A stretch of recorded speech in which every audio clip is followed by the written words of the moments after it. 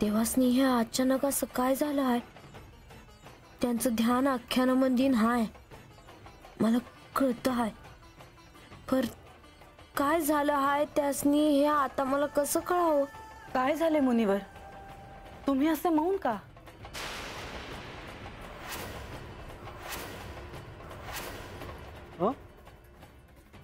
काही नाही देवी. काही नाही? मग तुम्ही असे थांबलात का?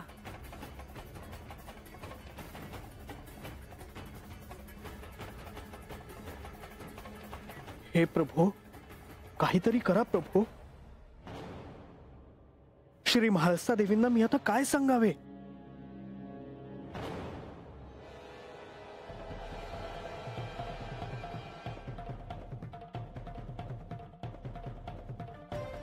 होय मुनिवर, मला कळतं आहे. देवा, हे तर मोठं विघ्न आलं आहे. काय करावं? मुनिवर, अहो तुम्ही काहीच कसे बोलत नाही आहात? देवी,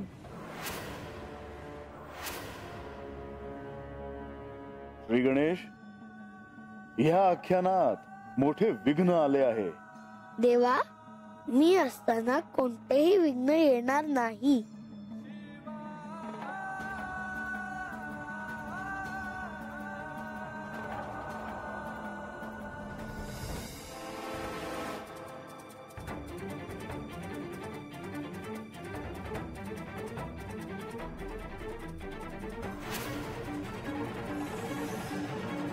आजा, ए आजा, अरे थांब की रे बाबा. ह्यो तर रंग्याचा आवाज आहे आणि त्यो बाला हा का मारतो आहे. माझी बा खरंच माघारी आला का काय?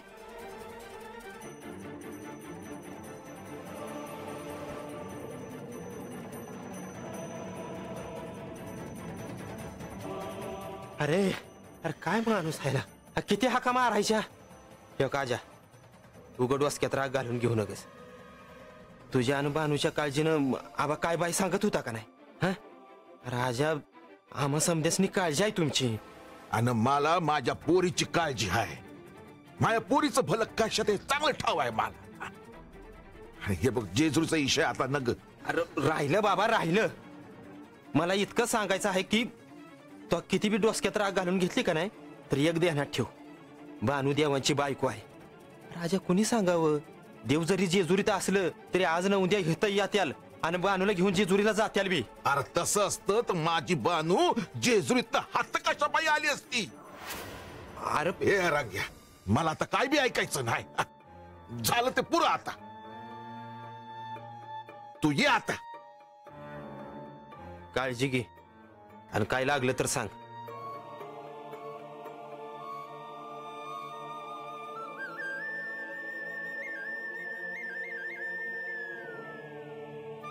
बाथा, काय झालं? काय नाही. अरे पर मग रंग्या संघ असं तावा तावानं कशा पायी बोलत होतास? तुला बोलायचं नाही का माझ्या संग बा?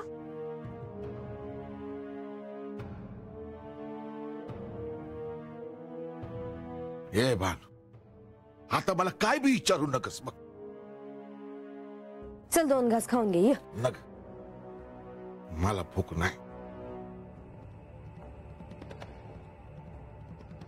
अरे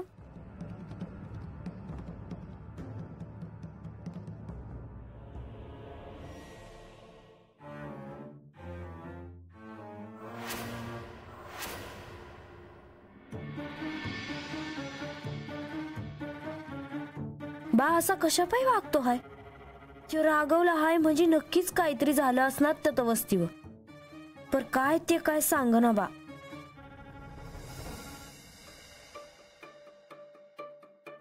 नारायण नारायण.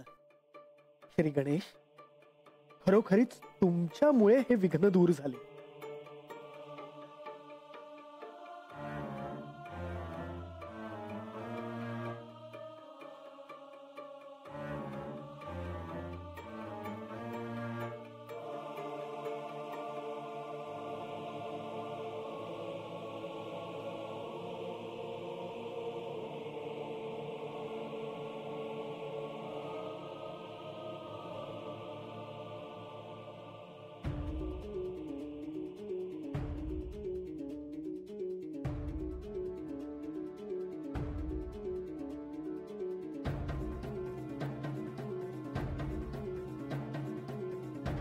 काय झालं मुनिवर?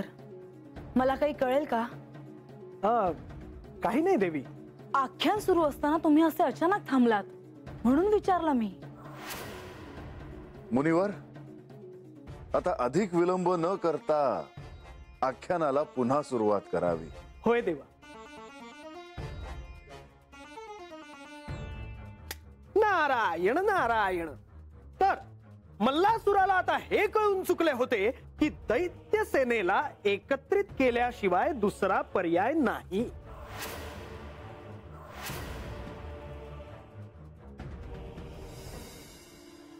देवसेना मल्हारपुरानजीक तळ ठोकून बसली आहे, ही वार्ता आपण जाणताच.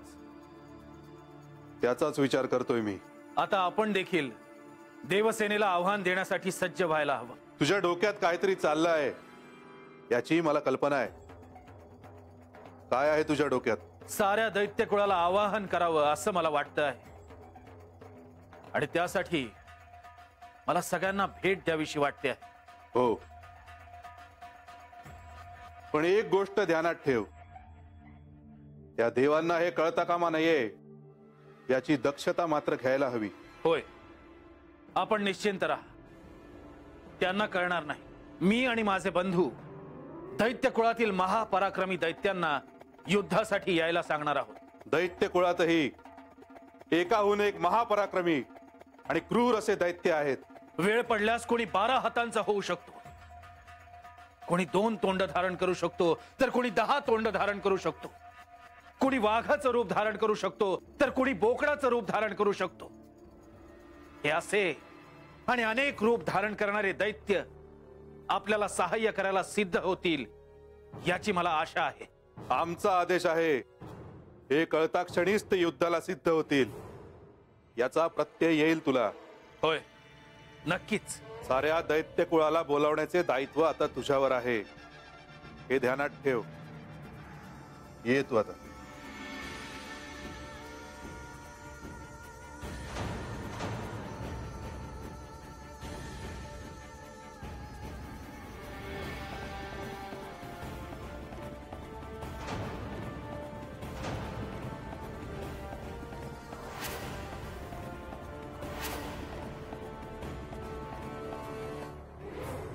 आलात सर्वजण?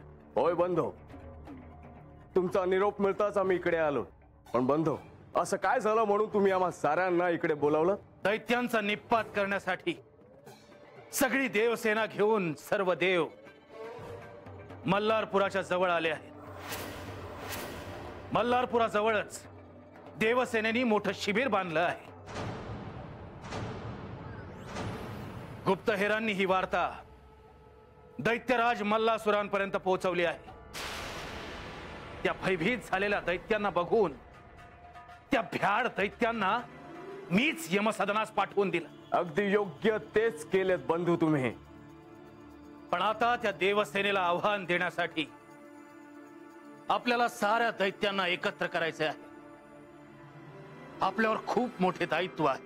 दैत्य सेनेकडे देखील महापराक्रमी असे दैत्य आहेत, ज्यांचे नाव ऐकताच देवही रणांगण सोडून जातात. अशा साऱ्या दैत्यांना आपल्याला एकत्र करायचे आहे. बंधो, चिंता नसावी, हे कार्य आम्ही पूर्ण करू. मी देखील असेनच. पण आपण निरनिराळ्या दिशांना जाऊन विखुरलेल्या दैत्यांना युद्धाचे आमंत्रण देऊ. पण बंधो, आपण कोणाकोणाला हा निरोप द्यायचा आहे? सर्वांनाच.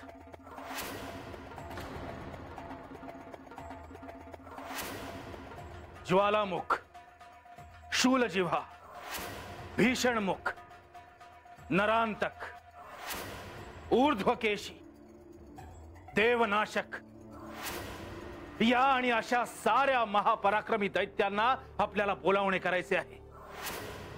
आणि मला खात्री आहे की ते नक्कीच युद्धाला सज्ज होतील. हे सगळे दैत्य आपल्या सोबत आहेत. हे जेव्हा त्या देवांना कळेल तेव्हा ते देखील भीतीने चळा चळा कापू लागतील. आणि मग दैत्यांचा विजय होण्यापासून कोणीही अडवू शकणार नाही. अगदी त्रिमूर्ती देखील नाही.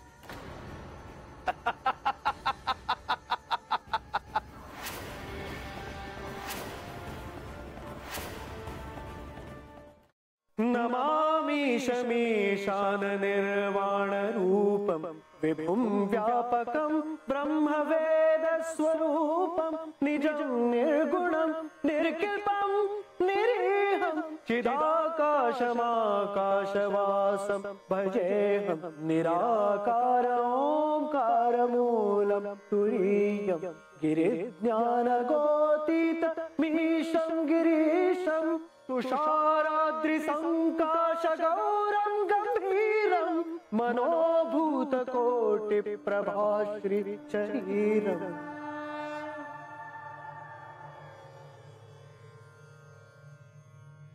नारायण नारायण। तर मल्लासुराने दैत्य सेनेला एकत्रित करण्याचे दायित्व कुंभकवर सोपवले होते आणि कुंभक हे दायित्व पार पाडण्यासाठी सिद्ध झाला होता। दैत्य सेनेकडे महापराक्रमी असे दैत्य होते, ते शूर होते। अनेक युद्धात त्यांनी पराक्रम करून आपले शौर्य दाखवले होते। अशा या सर्व दैत्य कुळाला एकत्रित आणण्यासाठी कुंभक आणि त्याचे भाऊ निघाले होते।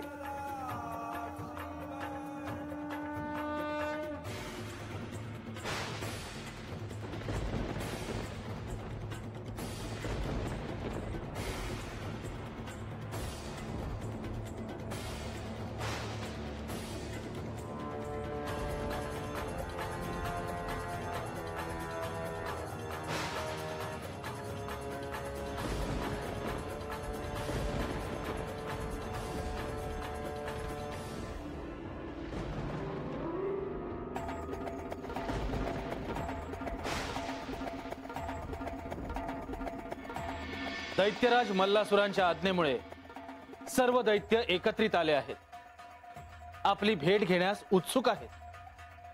त्यांना येथे येण्यास सांगावे।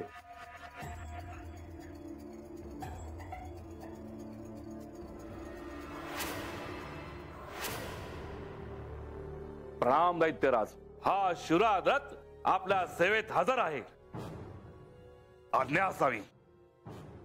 दैत्य शूराद्रथ याने आजवर अनेक पराक्रम केले आहेत। याच्या क्रौर्याला देवसेना देखील घाबरते। शूराद्रथ, मी तुला या युद्धासाठी ऐरावत हत्ती देतो। प्रणाम दैत्यराज।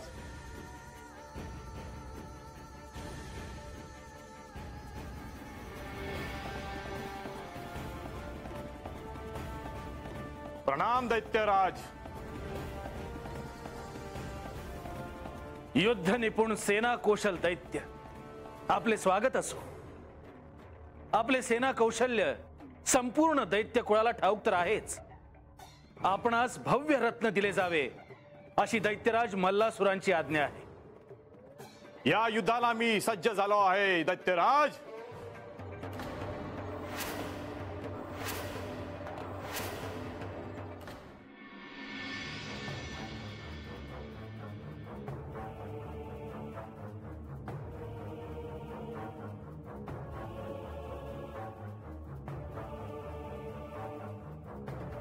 प्रणाम दैत्यराज। दैत्य सूरग्रास, तुझे स्वागत आहे। देवसेनेचा संहार करण्यासाठी मी तयार आहे दैत्यराज म्हणे। मी तुझे पराक्रम जाणतो। यावे देवशल्य यावे। या मल्हारपुरात मी कुंभक आपले स्वागत करतो। प्रणाम दैत्यराज। दैत्य देवशल्य याने आजवर अनेक पराक्रम करून अनेकदा देवांना सळो की पळो करून सोडले आहे। आजही देवशल्याचे नाव ऐकताच देवसेना भयभीत होते।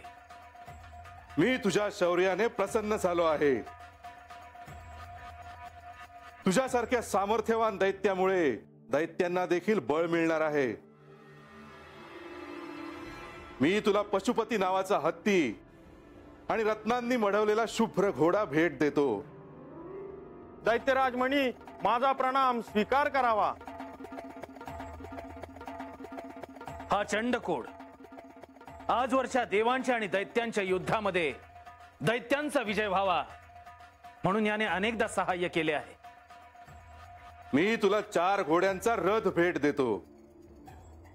प्रणाम दैत्यराज। आपल्याला या युद्धात गोमुख या अनुभवी दैत्याचे सहाय्य लाभणार आहे. मी देवसेनेचा संहार करण्यासाठी आतुर आहे दैत्यराज. गोमुख, तुला या युद्धासाठी इंद्रनील घोडा भेट देण्यात येत आहे. दैत्यराज मणी, मी शूर्पकर्ण दैत्य आपणास प्रणाम करतो. ये शूर्पकर्ण ये. तुझ्या पराक्रमाची चर्चा सर्वदूर असते. दैत्य राजांनी तुला या युद्धासाठी सोनेरी घोडा भेट देण्याचे ठरवले आहे.